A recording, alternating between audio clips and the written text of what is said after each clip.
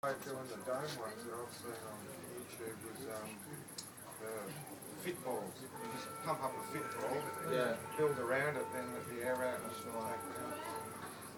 Yeah, well there's all sorts of ways. It's like that was built by putting sand down in the shape and then you render over that.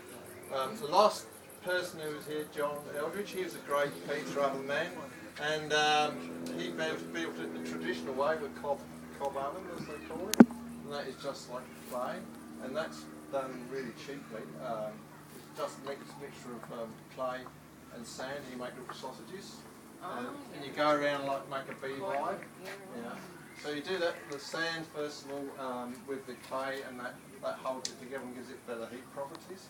And then the next thing you do, you actually mix the cob or the clay with straw, and do the same, and then just same as you do with a mud brick house, we just render over that.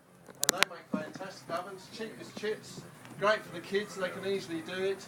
The only problem is if it rains they tend to fall apart, so you've got to make a shelter for them. And they probably last 2 or 3 years and then they fall apart. But you know, in a hands-on situation, that's good because there's something for the next generation of kids to build.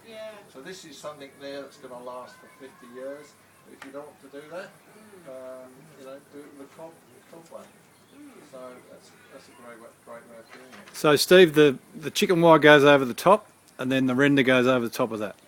Yep. You don't have to put chicken wire on it. Like I say, this... So bricks over the top? All your bricks are over the top of this. Yep. You can get, you know, like so. Then you can put chicken wire, but there should be enough gaps in here to hold it. And you mix up a whole barrel load or a cement mixer load. As long as it doesn't go off too quickly, of the quickset concrete, and then you just smother the whole thing, but don't let bits stick out because you've got to render it. Now that's got stones and things in it, and that gives it that nice sort of nuclear dome thing that no one's ever going to get out and break it or whatever. And it's all in one solid lump. So you've got to be careful with your kids, don't do it just before morning tea because you've just got to keep doing it and put it on while it's still wet, so it all forms one solid dome. And of course the kids would be wearing big heavy duty gloves. Yes, and of course with bricklaying, it's the usual thing, everybody should know about those. They should have big boots, gloves, cement. Yeah, it's bad for your skin, as you know. You get blisters over time, whatever.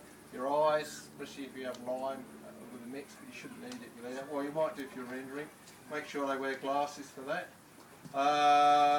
Yeah, and don't throw bricks around, basically. But it's great teamwork, and something like this, it doesn't matter if they mess the outside up, because it's only the last coat that really matters, and Tony's been doing his for the last